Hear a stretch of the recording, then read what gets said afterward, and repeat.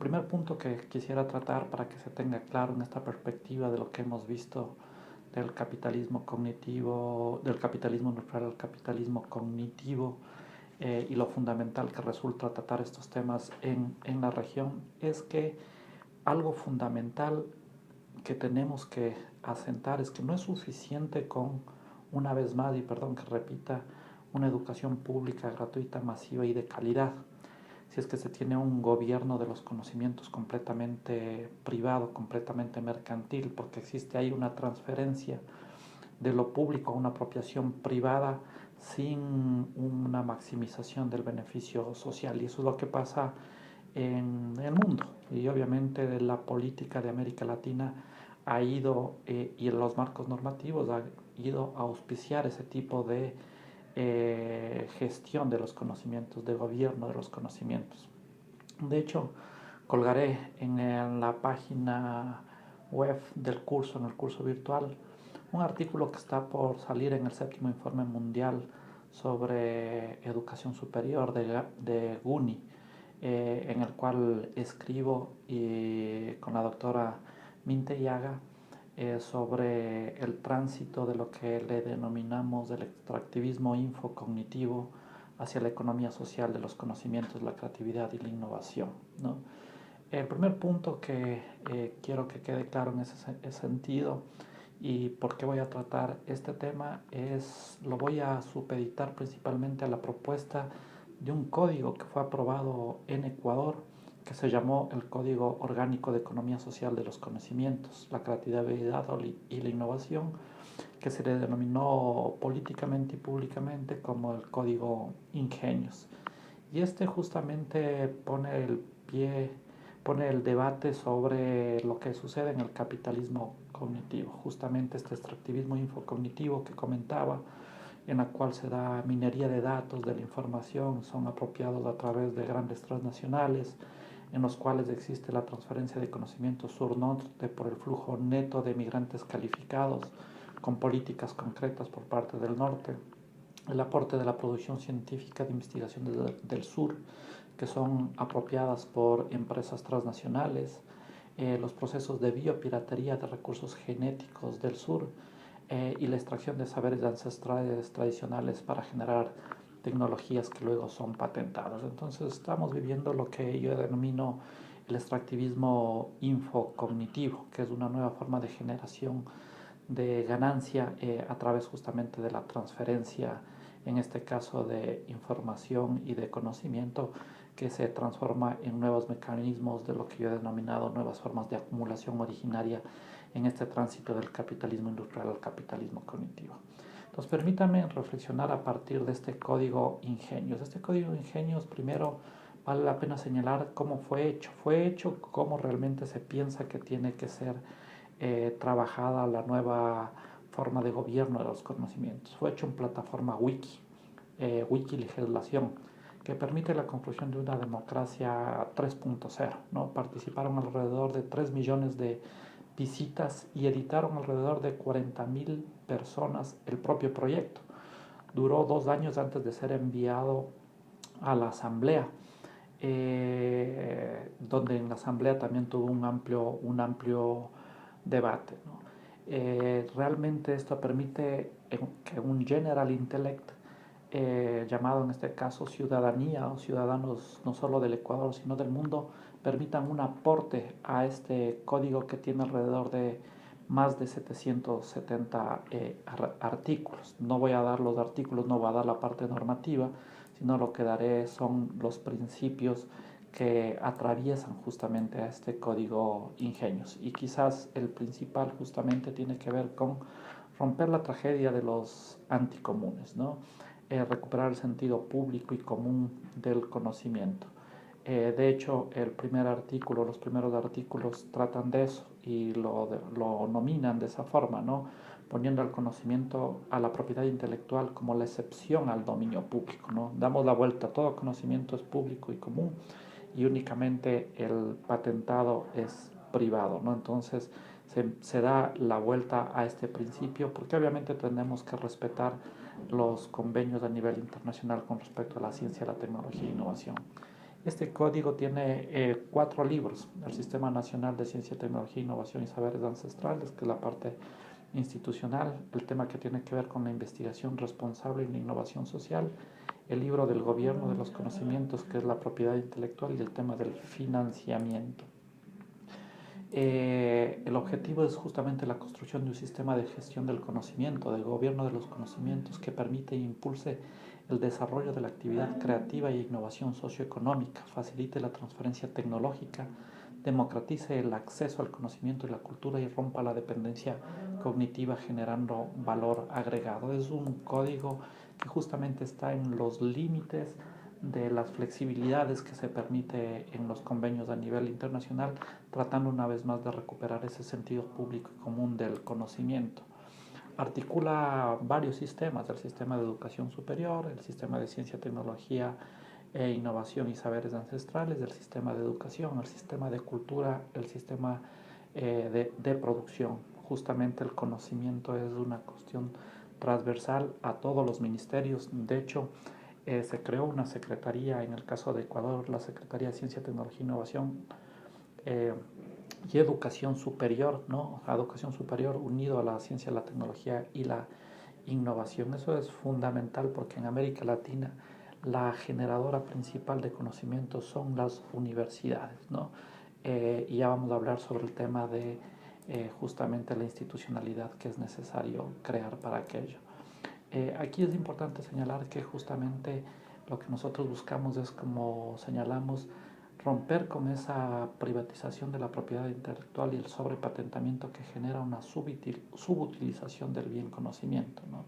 En donde la propiedad intelectual se concentra en monopolios e imposibilita el aprovechamiento social de los conocimientos, ¿no? Es decir, lo que hemos denominado la tragedia de los anticomunes.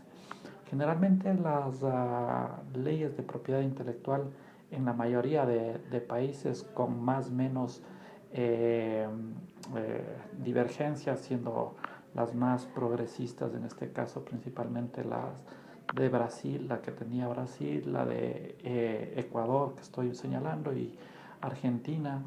Las otras tienen marcos normativos muy privados, muy pro jerarquía mundial de la División Internacional del Trabajo, ¿no?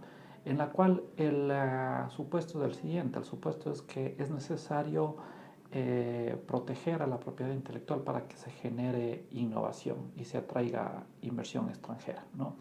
En donde se pone el centro justamente, y aquí voy a poner las diferencias entre lo que constituye. Acordémonos que en las primeras clases veíamos las rutas que se puede seguir igual, entrar al capitalismo al estilo de Corea, ¿no? Cambiando la matriz productiva, que sería justamente el capitalismo cognitivo, o buscar una nueva forma de gestión de los conocimientos, que sería esta de la economía social, de los conocimientos, la creatividad y la innovación.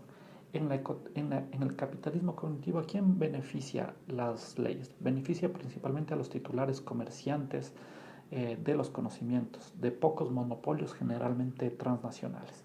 Este tipo de normativa lo que ha hecho es, ni ha generado innovación en nuestros países, ni ha traído inversión extranjera directa, y sobre todo ha generado nuevos mecanismos de dependencia cognitiva. El código que nosotros propusimos es justamente una propuesta normativa que busca un equilibrio entre sí, efectivamente los titulares, los creadores y los comerciantes, que tienen que verse incentivados para tener esa creación, sobre todo nacionales y regionales de América Latina y el Caribe, pero también con un equilibrio en los usuarios, en los competidores, consumidores y sobre todo en los ciudadanos, que se difunda el conocimiento para que tenga repercusión a nivel social.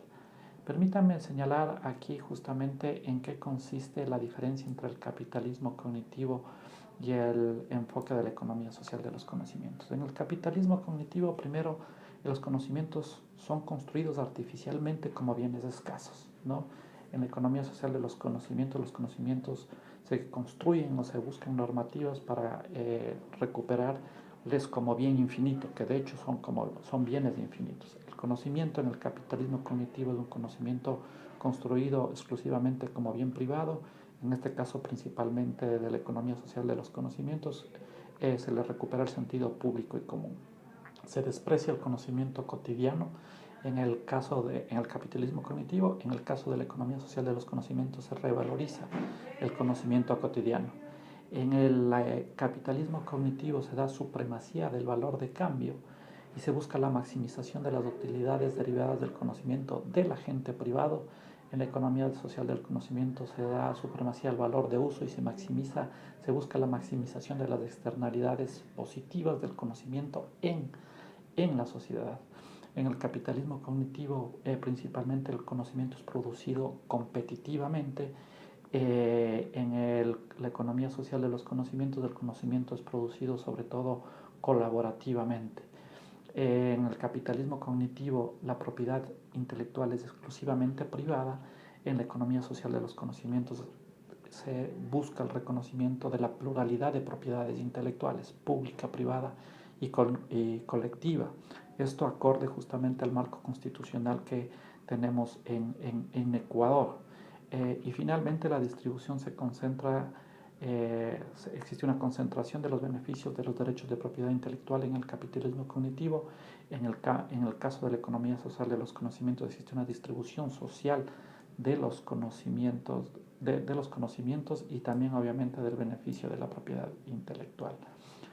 Pero a su vez, no solo este tema de buscar sistemas más democráticos, sistemas que democraticen la sociedad, sistemas que permitan el conocimiento de saberes plurales, es importante en la disputa de la recuperación del sentido de lo público y el conocimiento frente a la apropiación privada y mercantil, sino que también es más eficiente para nuestros países. ¿Por qué? Porque aumenta la probabilidad de éxito en invenciones y descubrimientos frustrados. El bien se distribuye más rápidamente en su totalidad, se reduce la duplicación de esfuerzos en la elaboración de proyectos, se facilita la coordinación entre agentes y permite el emparejamiento tecnológico a través de la implementación de procesos como de segregación tecnológica e ingeniería inversa fundamental para nuestros países. El otro tema que es fundamental en estos principios de la economía social de los conocimientos es que se da supremacía del ser humano sobre el capital también, ¿no? Ya dijimos que si bien también es importante el tema de la democratización para los beneficios de la sociedad, de los ciudadanos, en el capitalismo cognitivo generalmente se pone el énfasis en quién financia la investigación, el desarrollo tecnológico y la innovación. En este caso se pone el énfasis principalmente en el investigador y el innovador. Como antes se decía, la tierra es de quien la produce, nosotros decimos en este caso, desde un punto de vista de la creatividad, el conocimiento es de quien lo genera, del investigador y del innovador, pero con un amplio beneficio social. Ese es el equilibrio que se busca completamente en el Código de Economía Social de los Conocimientos. Aquí, justamente con respecto al tema de los derechos de propiedad intelectual, se da, como señalaba, una privatización en los marcos normativos. Generalmente se buscan ADPIC Plus, ya no solo en los marcos normativos internos, sino en los acuerdos comerciales internacionales. Ustedes vean lo que significó el último acuerdo entre México, Canadá y Estados Unidos. Pone mucho énfasis en el capítulo de la información y los datos para que se dé una mayor monopolización de ese conocimiento, ¿no? En donde se dé un nulo o escaso aprovechamiento social. Lo que nosotros hicimos es justamente ver las flexibilidades que existen en los ADPIC para poder producir este marco normativo. Y uno de los temas también fundamentales es que en los marcos normativos mercantiles y privatizadores lo que se busca es que se da igual tratamiento a bienes desiguales, ¿no? Nosotros creemos justamente y hacemos una tipología de diferenciación de bienes, ¿no?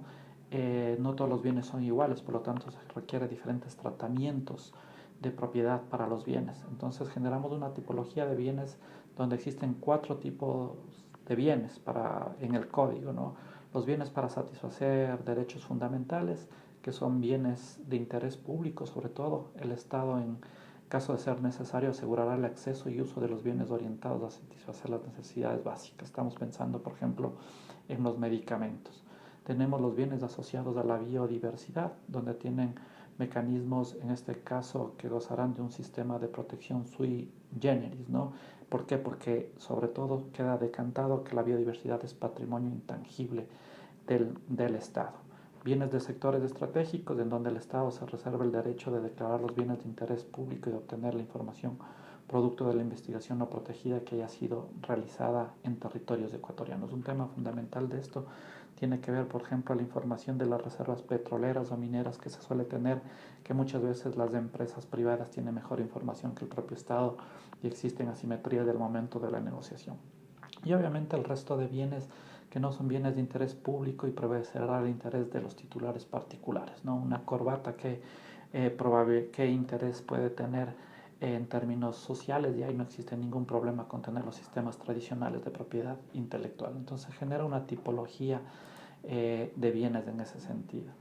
Se trata el tema de el derecho al acceso al Internet como un bien público y se norma para protección del conocimiento, de los saberes ancestrales y el tema de la biodiversidad. Otros temas que son importantes que se tratan en este código tiene que ver justamente con la preasignación para ciencia, tecnología e innovación, a más de la preasignación que existe en el otro marco normativo para la educación superior, ¿no? Justamente para que los estados generar una política de estado y que los estados tengan que invertir en ciencia, tecnología e innovación más allá del gobierno que llegue. Se da el fomento al software libre, se regula para persuadir prácticas de obsolescencia programada, fundamental en el capitalismo cognitivo. Se fomenta las sociedades de gestión colectiva de innovadores, principalmente en los temas de gestiones culturales. Se fomenta la minería inversa para dejar de explotar la biodiversidad y más bien reciclar la tecnología, la basura tecnológica. Se crea un instituto de propiedad intelectual ligado al sistema de ciencia, tecnología e innovación, ¿no?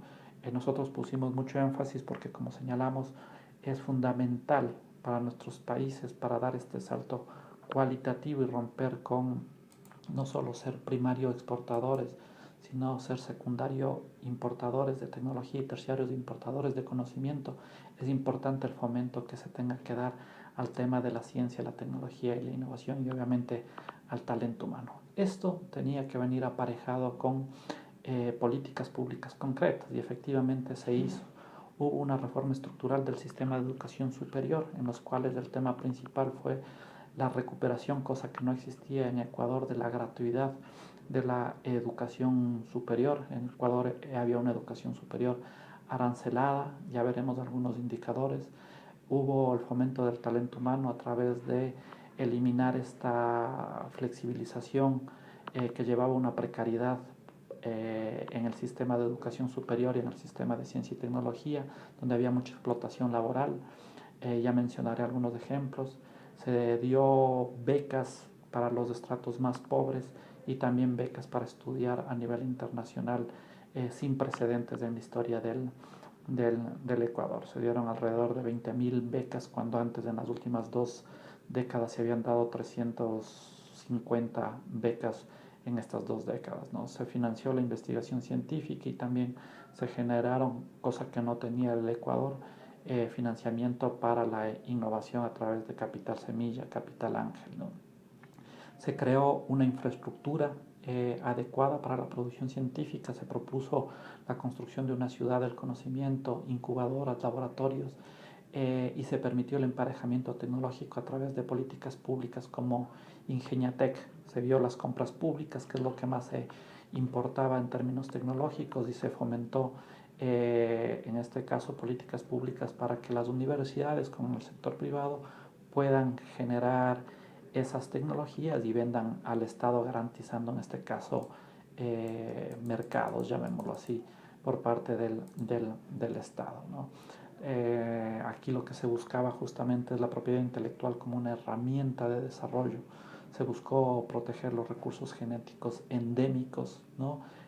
A través de demandas que se hizo a nivel internacional, también donde empresas a nivel internacional, universidades, se llevaban los recursos endémicos del Ecuador.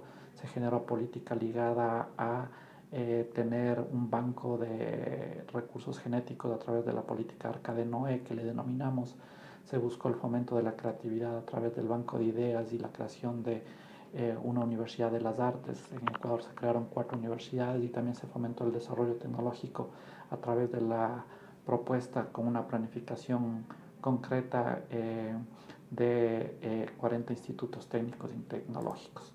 Simbólicamente se hizo un ranking de los países más biopiratas de los recursos endémicos, también para demostrar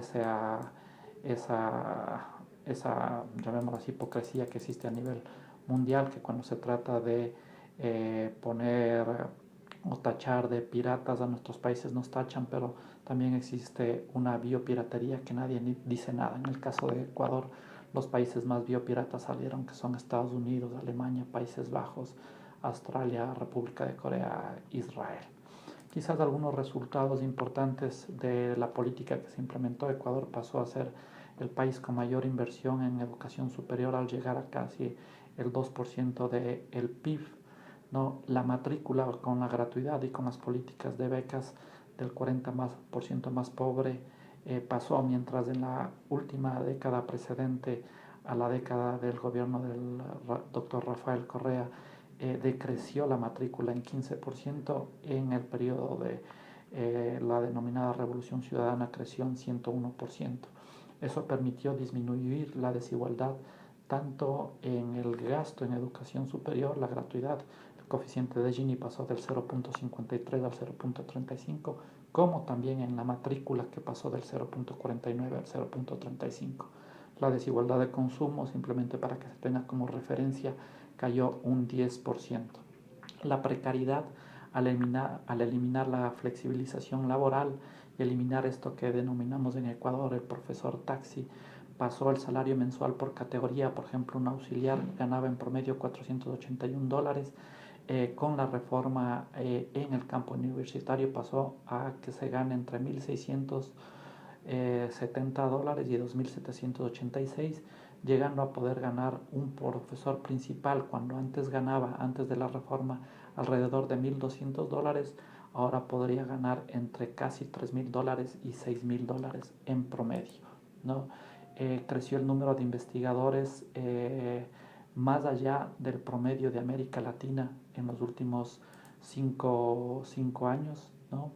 Se fomentó el tema de la investigación principalmente en las áreas de manufactura. El crecimiento de la participación fue fundamental, pero también creció la investigación científica, porque principalmente buscamos la investigación en temas ligados a la biodiversidad. La investigación básica también crece justamente por esta caracterización genómica. Finalmente, vale señalar que un indicador que, si bien está dentro de los estándares de indicador a nivel internacional, pero sirve para ver cómo se fomentó políticas, es el tema de, cuando hablamos de producción científica, el crecimiento en publicaciones indexadas en Scopus, ¿no? Ecuador fue el único país que entró entre los 10 países que más producen conocimiento en la región. Pasó del puesto 12 al puesto sexto. Fue el primer país que creció en la última década de todos los países de la región, justamente por su articulación de la política entre educación superior, ciencia, tecnología e innovación. Con esto quiero señalar justamente que no es necesariamente único, una vez más, el fomento y la búsqueda y la reivindicación de una educación superior, una educación universitaria pública, gratuita, ¿no? El centro de la creación de valor ahora está en cómo se gobiernan los conocimientos. Nuestros países no podrán dar un salto cualitativo si es que nosotros no tenemos otro sistema de gobierno de los conocimientos, de la creatividad y de la innovación en América Latina.